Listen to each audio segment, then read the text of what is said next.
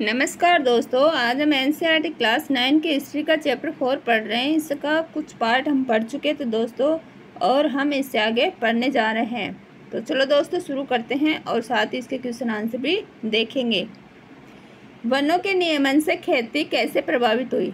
यूरोपीय उपनिवेशवाद का सबसे गहरा प्रभाव झूम या घुमंतु खेती की प्रथा पर दिखाई पड़ता है। एशिया, अफ्रीका व दक्षिण अमेरिका के अनेक भागों में यह खेती का एक परंपरागत तरीका है। इसके कई स्थानीय नाम हैं, जैसे दक्षिण पूर्वी एशिया में लादिंग, मध्य अमेरिका में मिल्पा, अफ्रीका में चितवेन या तावी, श्रीलंका में चेना। हिंदुस्तान में घुमंतु खेती के लिए दया, पेंदा, वेबर, नेवर, झूम, पोंडू, खदांद और कुमारी ऐसे ही कुछ स्थानीय नाम हैं। घुमंतु कृषि के लिए एक जंगल के कुछ भागों को बारी बारी से काटा और जलाया जाता है। मानसून की पहली बारिश के बाद इस राख में बीज बो दिए जाते हैं और अक्टूबर-नवंबर में फसल काटी जाती है। इन खेतों पर 2-1 साल खेती करने के बाद इन्हें 12 से 18 साल के लिए परती छोड़ दिया जाता है, जिससे वहाँ फिर से जंगल पनप जाएं।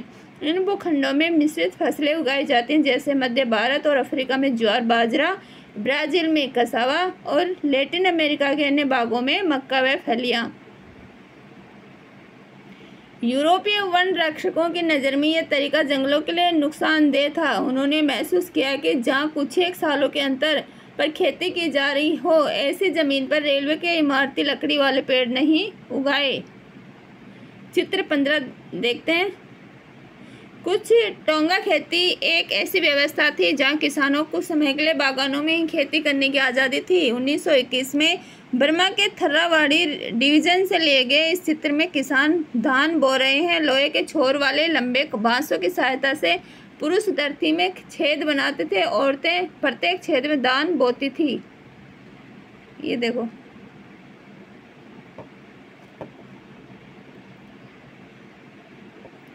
चित्र 16।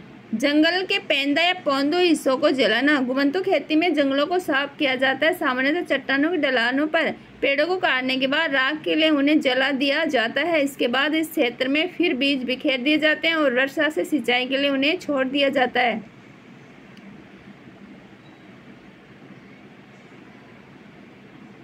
नहीं उगाए जा सकते। साथ ही जंगल जलाते समय बाकी बेशकीमती पेड़ों के भी फैलती लपटों की चपेट में आ जाने का खतरा बना रहता है। घुमंतु खेती के कारण सरकार के लिए लगान का हिसाब रखना भी मुश्किल था, इसलिए सरकार ने घुमंतु खेती पर रोक लगाने का फैसला किया।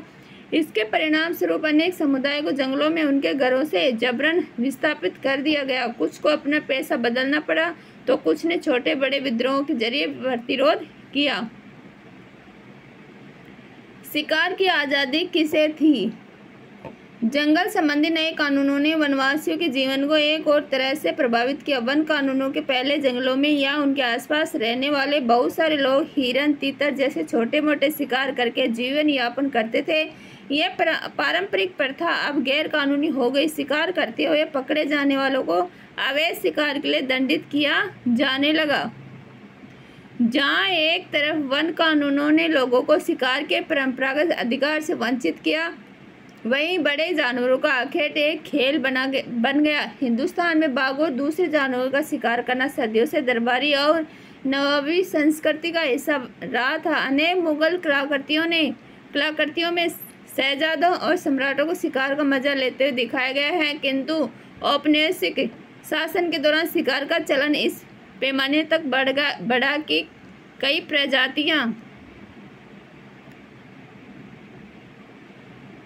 प्रजातियां लगभग पूरी तरह लुप्त हो गई। अंग्रेजों की नज़र में बड़े जानवर जंगली बर्बर और आदि समाज के प्रतीक चिन्ह थे। उनका मानना था कि खतरनाक जानवरों को मारकर वे हिंदुस्तान को सभ्य बनाएंगे। बाघ, भेड़िए और दूसरे बड़े जानवरों के शिकार पर यह कहकर इनाम दिए गए कि इनसे किसानों को खतरा है। 1875 से 1925 के बीच इनाम के लालच में 80,000 से ज़्यादा बाघ, 1,50,000 तेंदुए और 2 लाख भेड़िए मार गिराए गए। धीरे धीरे बाघ के शिकार को एक खेल की ट्रॉफी के रूप में देखा जाने लगा। अकेले जॉर्ज यूल नामक अंग्रेज अफसर ने 400 बाघों को मारा था। प्रारंभ में प्रारंभ में जंगल के कुछ इलाके शिकार के लिए ही आरक्षित थे। काफी समय बाद पर्यावरणविदों और संरक्षणवादियों ने आवाज उठाई कि जानवरों की इन सारी प्रजातियों की सुरक्षा होनी चाहिए, न कि इनको मारा जाना चाहिए। चित्र 18। नेपाल में शिकार के बाद लॉर्ड रीडिंग फोटो में मृत बाघों की गिनती करे। ब्रिटिश औपनिवेशिक अफसर राजा जब शिकार के लिए जाते तब उनके साथ नौकरों की एक पूरी फौज होती थी। गांव के कुशल शिकारी हांका लगाते थे और सांप को बस गोली बनाना होता था। ये देखो,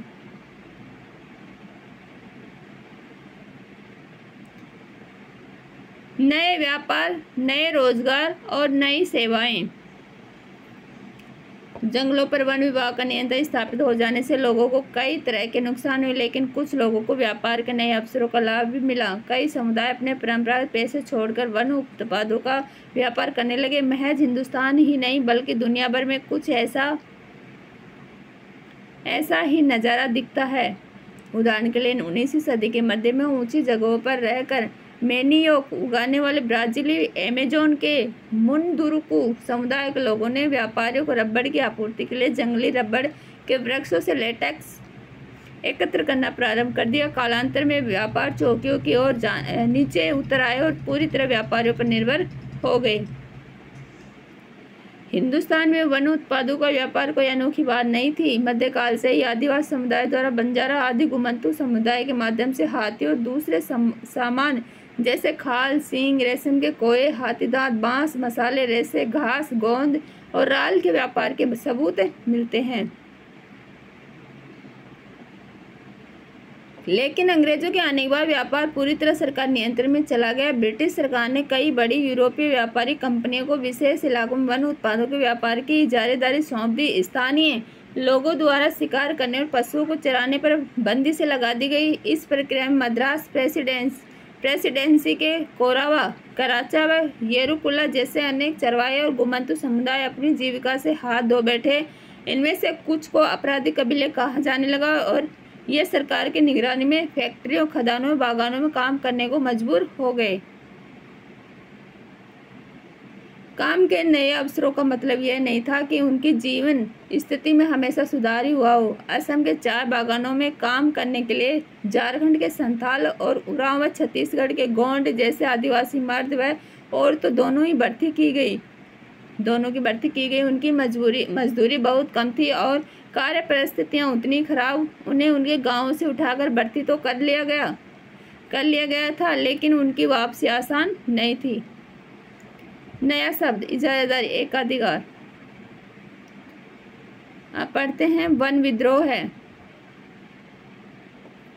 हिंदुस्तान और दुनिया भर में वन्य समुदायों ने अपने ऊपर थोपे गए बदलाव के खिलाफ बगावत की। संथाल परगनों में सिद्धू और कानू, छोटा नागपुर में बिरसा मुंडा और आंध्र प्रदेश में अल्लूरी सीताराम राजू को लोकगीतों और कथाओं में अंग्रेजों के खिलाफ उभरे आंदोलन के नायक के रूप में आज भी याद किया जाता है। अब हम बस्तर रियासत में 1910 में हुए ऐसे ही एक विद्रोह का विस्तार से अध्ययन करेंगे। बस्तर के लोग। बस्तर छत्तीसगढ़ के सबसे दक्षिणी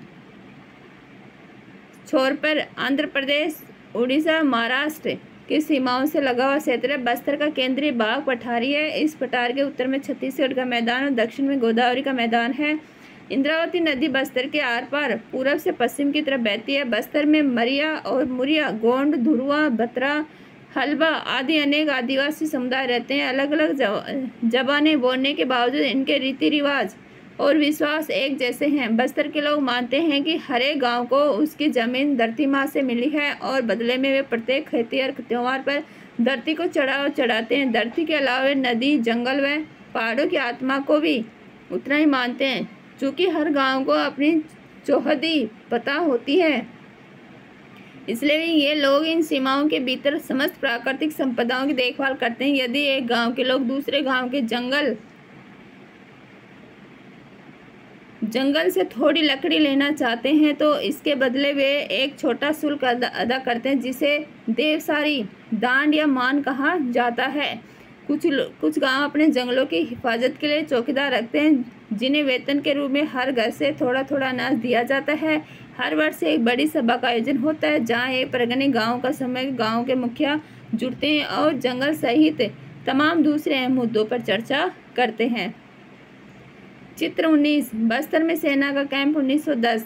बस्तर में सेना के कैंप का यह चित्र 1910 में लिया गया है। सेना तंबू बावर्चियों सिपाहियों के साथ चलती थी। यहाँ एक सिपाही विद्रोह से सुरक्षा के लिए कैंप की पहरेदारी कर रहा है।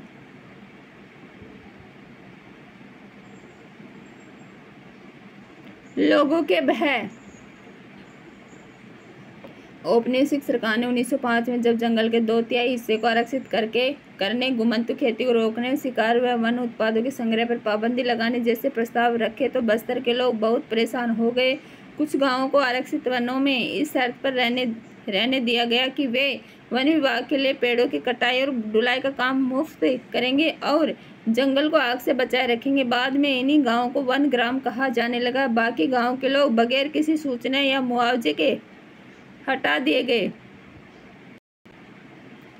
काफी समय से गांव वाले जमीन के बढ़े हुए लगान तथा औपनिवेशिक अफसरों के हाथों बेकार और चीजों की निरंतर मांग से त्रस्त थे। इसके बाद भयानक अकाल का दौर आया। पहले 1899 से 1900 में और फिर 1907 से 8 में वन आरक्षण ने चिंगारी का काम किया।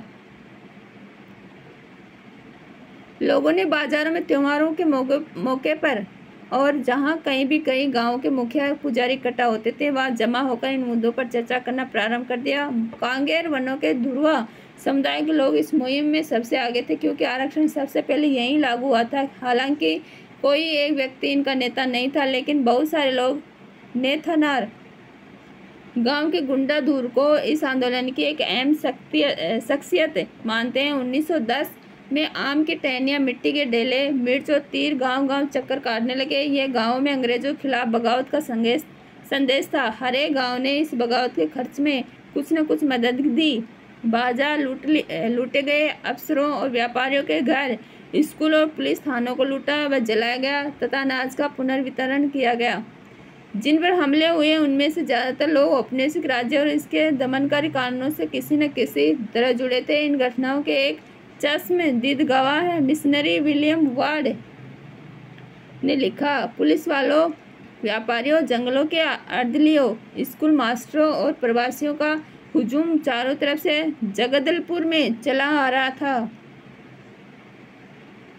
अंग्रेजों ने बगावत को कुचल देने के लिए सैनिक भेजे। आदिवासी नेताओं ने बातचीत करनी चाहिए, लेकिन अंग्रेज फौज ने उनके तंबुओं को घेर कर उन पर गोलियां चला दी। इसके बाद बगावत में शरीक लोगों पर कोड़े बरसाते उन्हें सजा देते सैनिक गांव-गांव घूमने लगे। ज़्यादातर गांव खाली हो गए क्योंकि लोग भागकर जंगलों में चले गए थे। अंग्रेजों को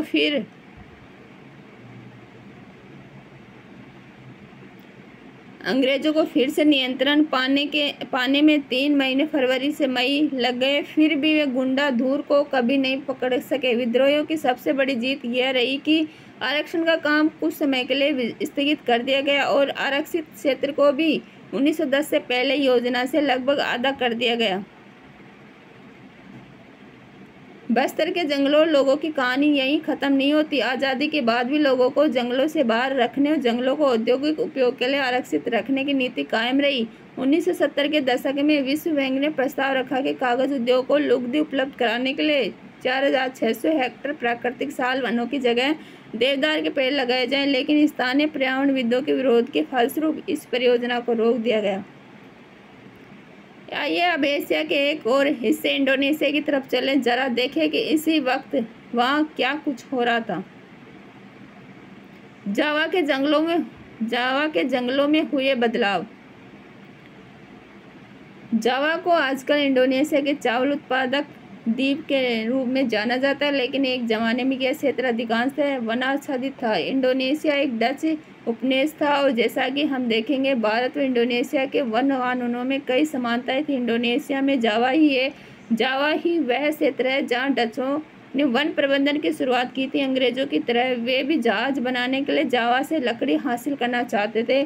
सन 1600 में जावा की अनुमानित आबादी 34 लाख थी। हालांकि उपजाऊ मैदानों में ढेर सारे गांव थे, लेकिन पहाड़ों में भी घुमंतु खेती करने वाले अनेक समुदाय रहते थे। जावा के लकड़हारे। जावा में क्लांग समुदाय के लोग कुशल लकड़हारे और घुमंतु किसान थे। उनका महत्व इस बात से आंका जा सकता है कि 1755 में जब जावा की माताराम रियासत बंटी तो यहाँ के 6000 क्लांग परिवारों को भी दोनों राज्यों में बराबर बराबर बांट दिया गया। उनके कौशल के बगैर सागौन की कटाई कर राजाओं के महल बनाना बहुत मुश्किल था। डचों ने जब 18वीं सदी में वनों पर नियंत्रण स्थापित करना प्रारंभ किया तब उन्होंने भी कोशिश की कि क्लांग उनके लिए काम करें। 1770 में क्लांगों ने एक डच किले पर हमला करके इसका प्रतिरोध किया, लेकिन इस विद्रोह को दबा दिया गया।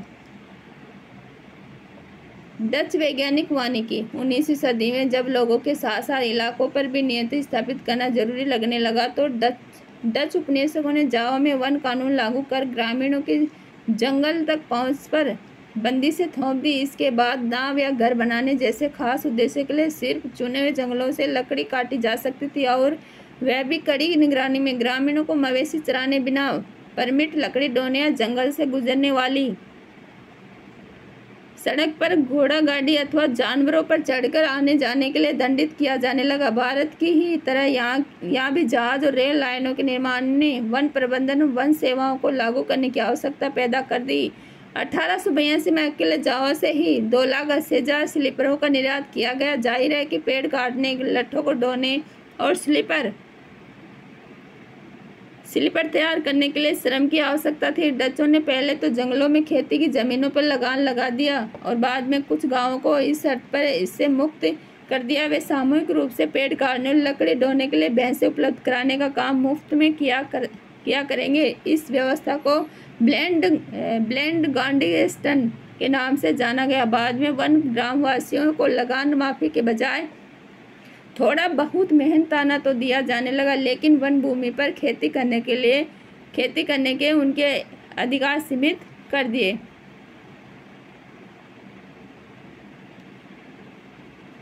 सामीन की चुनौती। सन 1890 के आसपास सागौन के जंगलों में स्थित रामदुब्लांतुंग गांव के निवासी सुरोंतिको सामी ने जंगलों पर राजकीय मालिकाने पर सवाल खड़ा करना प्रारंभ कर दिया। उसका तर्क था कि चूंकि हवा, पानी, जमीन और लकड़ी राज्य की बनाई हुई नहीं है, इसलिए उन पर उसका अधिकार नहीं हो सकता। जल्द ही एक व्यापक आंदोलन खड़ा हो गया। इस आंदोलन को संगठित करने वालों में सामीन का दामाद भी सक्रिय था। 1907 तक 3000 परिवार उसके विचारों को मानने लगे। डच जब जमीन का सर्वेक्षण करने आए तो कुछ सामीनवादियों ने अपनी जमीन पर लेटकर इसका विरोध किया, जबकि दूसरों ने लगाने, जुर्माना भरने, बेगार करने से इनकार कर दिया। चित्र 22 इंडोनेशिया के ज़्यादातर जंगल सुमात्रा, कालिमांतान व पश्चिमी ईरान पे स्थित है। जावा ही वह जगह है जहाँ डचों ने अपनी वैज्ञानिक वानिकी की शुरुआत की थी। यह द्वीप, जो अब चावल उत्पादन के लिए मशहूर है, कभी सागौन के जंगलों से ढका रहता था। फिर जावा, सुमात्रा, डच, बोर्नियो, सारावाक, उत्तरी बोर्नियो, दक्षिणी चीन सागर, मलाया राज्य, कुआलालंपुर, सिंगापुर, ब्रिटिश औपनिवेशिक शासन। युद्ध और वन विनाश। पहले और दूसरे विश्व युद्ध का जंगलों पर गहरा असर पड़ा। भारत में तमाम चालू कार्य योजनाओं को स्थगित करके वन विभाग ने अंग्रेजों की जंगी जरूरतों को पूरा करने के लिए बेतहाशा पेड़ काटे। जावा पर जापानियों के कब्जे से ठीक पहले डचों ने भस्म कर भागो नीति अपनाई, जिसके तहत आरा मशीनों सागौन के विशाल लट्ठों के ढेर जला दिए गए, जिससे वे जापानियों के हाथ न लग पाए। इसके बाद जापानियों ने वनवासियों को जंगल काटने के लिए बाध्य करके अपने युद्ध उद्योग के लिए जंगलों का निर्मम दोहन किया। बहुत सारे गांव वालों ने इस अवसर का लाभ उठाकर जंगल में अपनी खेती का विस्तार किया। जंग के बाद इंडोनेशियाई वन सेवा के लिए इन जमीनों को वापस हासिल कर पाना कठिन था। हिंदुस्तान की ही तरह यहाँ भी खेती योग्य भूमि के प्रति लोगों की चाह और जमीन को नियंत्रित करने तथा लोगों को उससे बाहर रखने की वन विभाग की जिद के बीच टकराव पैदा हुआ। चित्र 23 इंडियन म्यूनिशंस बोर्ड सूले पेगोडा पर एकत्रित जहाजों में लादने को तैयार वार टिम्पर स्लीपर 1917। पहले और दूसरे विश्व युद्ध में मित्र राष्ट्र शायद इतना सफल नहीं होते यदि वे अपने औपनिवेशिक की संपदा और व्यक्तियों का ऐसा दोहन करने में सक्षम न होते। दोनों विश्व युद्ध का हिंदुस्तान, इंडोनेशिया, दूसरी जगहों के वनों पर विनाशकारी प्रभाव पड़ा। कार्य योजनाओं को स्थगित कर दिया गया और वन विभाग ने युद्ध की जरूरतों को पूरा करने के लिए जमकर वृक्ष काटे।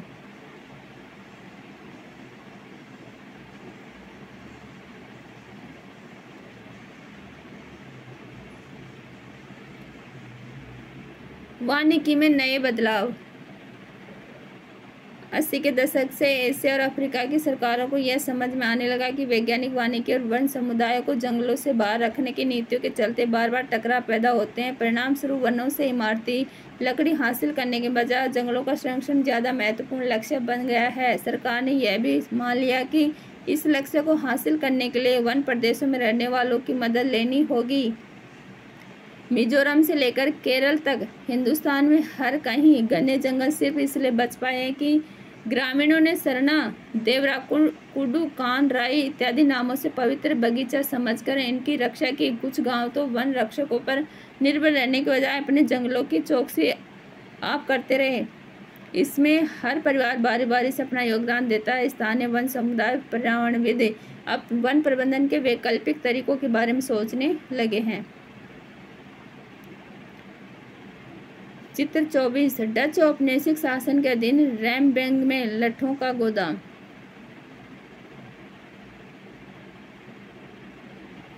तो दोस्तों अपना चैप्टर कंप्लीट होता है और अब देखते हैं इसके क्वेश्चन आंसर। अपना पहला क्वेश्चन है, औपनिवेशिक काल के वन प्रबंधन में आए परिवर्तनों ने इन समूहों को कैसे प्रभावित किया। फर्स्ट है, झूम खेती करने वाले वन प्रबंधन की नीति प्रभाव पड़ा। नीति पर आए परिवर्तन का झूम खेती करने वालों पर व्यापक प्रभाव पड़ा क्योंकि खेती की इस पद्धति को प्रतिबंध कर दिए जाने के कारण उन्हें दूसरा व्यवसाय अपनाना पड़ा। उनके स्वतंत्र जीवन यापन की पुरातन व्यवस्था चरमरा गई। विभिन्न क्षेत्रों में उनका शोषण होने लगा। इस कारण उन्हें विद्रोह भी करने पड़े। नेक्स्ट है, घुमंतू और चरवाह समुदाय को। घुमंतू चरवाह समुदाय को सुरक्षित वनों में अपनी गतिविधियां चलाने से रोक दिया गया। फलतः उनकी रोजी रोटी प्रभावित हुई। वन उत्पादों के व्यापार को रोके जाने से इन समुदायों के लिए आय के स्रोत बंद हो गए तथा उनका जीवन यापन कठिन हो गया। अनेक समुदायों को जंगलों में उनके घरों से जबरन विस्थापित कर दिया गया। कुछ को अपना पेशा बदलना पड़ा तो कुछ ने छोटे बड़े विद्रोह के द्वारा प्रतिरोध किया। नेक्स्ट है, लकड़ी और वन उत्पादों का व्यापार करने वाली कंपनियों को। औपनिवेशिक काल के वन प्रबंधन में आए परिवर्तनों से लकड़ी और वन उत्पादों का व्यापार करने वाली कंपनियों को बहुत लाभ पहुंचा। वन प्रबंधन की नीति के तहत ब्रिटिश सरकार ने इन फर्मों का लकड़ी तथा वन उत्पाद का व्यापार करने का एकाधिकार दिया। फलतः उन्हें बड़ी मात्रा में वनों के दोहन तथा आदिवासी के शोषण द्वारा बहुत धन जुटाया। ठीक है, नेक्स्ट है अपना बागान मालिकों को। तो हमने देखा था चैप्टर में अच्छी तरह बागान मालिकों को, जैसे उन्होंने बागान मालिकों को वन प्रबंधन में आए परिवर्तनों से बहुत अधिक लाभ हुआ। प्राकृतिक वनों का भारी हिस्सा साफ कर चाय, कॉफ़ी, रबर आदि के नए नए बागान विकसित किए गए।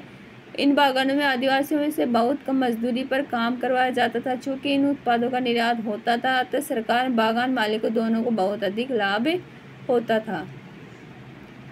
नेक्स्ट अपना शिकार खेलने वाले राजाओं और अंग्रेज अफसरों को वन प्रबंधन नीति के तहत जंगलों में शिकार करना प्रतिबंध कर दिया गया। वनों में रहने वालों की पारंपरिक शिकार प्रथा गैर कानूनी करार दे दिया गया। राजा महाराजा तथा ब्रिटिश अधिकारी इन नियमों के बावजूद शिकार करते रहे।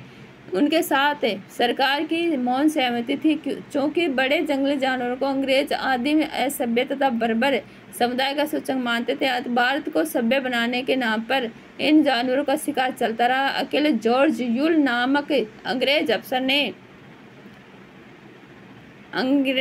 ने भी 400 बाघों को मारा था। ठीक है, नेक्स्ट क्वेश्चन देखते हैं अपना। सेकंड क्वेश्चन है, बस्तर और जावा के औपनिवेशिक वन प्रबंधन में क्या समानताएं हैं। तो जैसे पहला है यूरोपीय औपनिवेशिक शासन द्वारा वन प्रबंधन। बस्तर तथा जावा दोनों जगह यूरोपीय औपनिवेशिक सरकार द्वारा वन प्रबंधन किया गया था। बस्तर में अंग्रेजों का शासन था तो जावा में डचों का शासन था। इनकी वन नीतियाँ लगभग समान थी। ठीक है। और दूसरा था समान उद्देश्य। अंग्रेजों का मुख्य उद्देश्य था कि अपनी साइज नौसेना के लिए इमारती लकड़ी की नियमित आपूर्ति के लिए बस्तर के वनों का दोहन किया जाए। और डच लोगों का उद्देश्य भी यही था। अंग्रेजों के समान वे भी साइज नौसेना के लिए इमारती लकड़ी चाहते थे। ठीक है। और तीसरा था वैज्ञानिक वानिकी का आरंभ। अंग्रेजों ने वैज्ञानिक वानिकी आरंभ की, जिसके अंतर्गत प्राकृतिक वनों को काट दिया गया तथा ब्रिटिश उद्योगों की आवश्यकता को ध्यान में रखते हुए नई प्रजातियां लगाई गई। डच लोगों ने भी वैज्ञानिक वानिकी आरंभ करके अपनी आवश्यकताओं के अनुरूप पेड़ लगाए। फोर्थ आता है विभिन्न वन कानून। अंग्रेजों ने विभिन्न वन कानूनों के माध्यम से स्थानीय लोगों पर अनेक प्रतिबंध लगाए। उनके आने जाने पर, पशुओं की चराई, लकड़ी लेने आदि पर प्रतिबंध थे। घुमंतु खेती पर रोक लगा दी तथा जंगल के 2/3 हिस्से को आरक्षित कर दिया। डचों ने भी विभिन्न कानूनों के माध्यम से ग्रामवासियों की वनों तक पहुंच पर अनेक प्रतिबंध लगाए। अब केवल कुछ विशेष उद्देश्यों के लिए ही लकड़ी काटी जा सकती थी। फिफ्थ आता है ग्रामीण वन नीति। स्थानीय लोगों का समर्थन पाने के लिए अंग्रेजों ने वन ग्राम नीति अपनाई। इसके अंतर्गत कुछ गांवों को इस शर्त पर आरक्षित वनों में रहने की आज्ञा दे दी थी कि वे पेड़ों को काटने, ढोने तथा वनों को आग से बचाने में वन विभाग के लिए मुफ्त काम करेंगे। डच लोगों ने भी जावा में कुछ गांवों को इस शर्त पर कर देने से छूट दे दी, यदि वे इमारती लकड़ी को काटने तथा ढोने के लिए मुफ्त श्रमिक तथा जानवर प्रदान करने के लिए सामूहिक रूप से कार्य करें। ठीक है। अपना नेक्स्ट क्वेश्चन आता है थर्ड क्वेश्चन। सन 1880 से 1920 के बीच भारतीय उपमहाद्वीप के वनाच्छादित क्षेत्र में 97 लाख हेक्टेयर की गिरावट आई। पहले के 10.86 करोड़ हेक्टेयर से घटकर यह क्षेत्र 9.89 करोड़ हेक्टेयर रह गया था। इस गिरावट में निम्नलिखित कारकों की भूमिका बताइए। फर्स्ट है रेलवे। रेलवे 1860 के दशक से भारत में रेल लाइनों का जाल तेजी से फैला, अतः रेल की पटरियां बिछाने के लिए आवश्यक स्लीपरों के लिए अत्यधिक संख्या में पेड़ काटे गए। इसका अनुमान इसी से लगाया जा सकता है कि 1 मील लंबी पटरी बिछाने के लिए 1760 से 2000 स्लीपरों की जरूरत होती थी, जिसके लिए सैकड़ों पेड़ों की आवश्यकता होती थी। 1890 तक लगभग 25,500 किलोमीटर लंबी लाइनें बिछाई जा चुकी थी। इस कार्य को बहुत तेजी से किया गया क्योंकि रेलवे सैनिकों तथा वाणिज्यिक वस्तुओं को एक जगह से दूसरी जगह तक लाने ले जाने में सहायक था, इसलिए वनों का तेजी से ह्रास हुआ। ठीक है। दूसरा आता है अपना जहाज निर्माण। जहाज निर्माण उद्योग वन क्षेत्र में कमी के लिए दूसरा सबसे बड़ा कारण था। 19वीं सदी की शुरुआत तक इंग्लैंड में ओक के वंश लगभग समाप्त हो चुके थे, अतः भारतीय वनों की कठोर तथा टिकाऊ लकड़ियों पर अंग्रेजों की नज़र पड़ी। उन्होंने इसकी अंधाधुंध कटाई शुरू की और वनों का तेजी से ह्रास हुआ। नेक्स्ट है कृषि विस्तार। इन वर्षों के दौरान आबादी में तेजी से वृद्धि हुई और कृषि उत्पादन की मांग में भी तेजी से वृद्धि हुई, किंतु सीमित कृषि भूमि के कारण बढ़ती आबादी की मांग को तेजी से पूरा नहीं किया जा सकता था। ऐसी स्थिति में औपनिवेशिक सरकार ने कृषि भूमि में वृद्धि करने की सोची। 1880 से 1920 के बीच खेती योग्य जमीन के क्षेत्रफल में 67 लाख हेक्टेयर की वृद्धि हुई। इसके लिए वनों का सफाया किया गया तथा वन क्षेत्र में कमी आई। ठीक है। नेक्स्ट आता है अपना व्यावसायिक खेती। व्यावसायिक खेती ने भी भारत में वन क्षेत्र को प्रभावित किया। अंग्रेजों ने व्यावसायिक फसलें जैसे पटसन, गन्ना, गेहूँ, कपास के उत्पादन को बढ़ावा दिया। इस तरह खेती के लिए अधिक उपजाऊ की आवश्यकता थी। उपलब्ध भूमि पर पारंपरिक तरीके से वर्षों से की जा रही खेती के कारण वह खास उपजाऊ भूमि नहीं रह गई थी, इसलिए नई उपजाऊ भूमि के लिए जंगलों को साफ किया जाने लगा और वनों का तेजी से ह्रास हुआ। नेक्स्ट आता है चाय कॉफ़ी के बागान। यूरोप में चाय, कॉफ़ी और रबर की बढ़ती मांग के कारण इनके बागानों के विकास किया गया। यूरोपीय लोगों को परमिट दिया गया कि हर संभव सहायता दी गई। बाड़ाबंदी करके जंगलों को साफ कर बागान विकसित किए गए। वनवासियों को न्यूनतम मजदूरी पर पेड़ काटकर बागान के लिए जमीन तैयार करने के साथ साथ बागान के विकास संबंधी अन्य कार्यों में लगाया गया। इस तरह वन तथा वनवासी दोनों को ही नुकसान पहुँचाया गया। नेक्स्ट आता है आदिवासी और किसान। आदिवासी किसानों के द्वारा वन क्षेत्रों को नुकसान पहुंचाया था। आदिवासी था किसान वन क्षेत्रों को जलाकर घुमंतु कृषि करते थे तथा घर बनाने को एवं ईंधन की लकड़ी के लिए पेड़ों को काटते थे। ठीक है, फोर्थ क्वेश्चन आता है अपना, युद्धों से जंगल क्यों प्रभावित होते हैं? तो इसके कारण अनेक हैं, जैसे युद्ध की आवश्यकता की पूर्ति के लिए वृक्षों को अंधाधुंध काट दिया जाता है, जिसके परिणाम से बड़ी संख्या में वन नष्ट हो जाते हैं। शत्रु द्वारा वनों पर अधिकार के डर से कभी कभी सरकारी स्वयं वनों को काटना आरंभ कर देती है। लकड़ी चीनी कारखानों को नष्ट कर देती हैं तथा लट्ठों के डेरों को जला देती हैं। जापानियों के कब्जे से ठीक पहले डचों ने इसी प्रकार की नीति अपनाई थी। ठीक है, और युद्ध के दौरान अन्य देश के वनों पर अधिकार करने वाली शक्तियाँ अपने युद्ध उद्योग के लिए पेड़ों का अंधाधुंध काट देती है, जैसा कि दूसरे विश्व युद्ध में जापान अपने अधिकार के समय जापान ने किया था।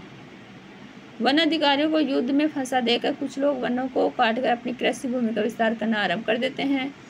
विशेषकर जिन लोगों को पहले वनों से बाहर निकाला गया था वे फिर से वनों पर अपना अधिकार कर लेते हैं। इस प्रकार का उदाहरण जाओ में देखा गया था। ठीक है, और सेनाएं अपने आप को तथा युद्ध सामग्री घने वनों में छिपा देते हैं ताकि उन पर कोई हमला न कर सके। शत्रु भी विरोधी सैनिकों तथा उनके युद्ध सामग्री पर कब्जा करने के लिए वनों को निशाना बनाते हैं। ठीक है दोस्तों, तो अपना चैप्टर कंप्लीट हुआ, साथ में क्वेश्चन आंसर भी कंप्लीट है। तो नेक्स्ट चैप्टर में जल्दी मिलते हैं। Thank you.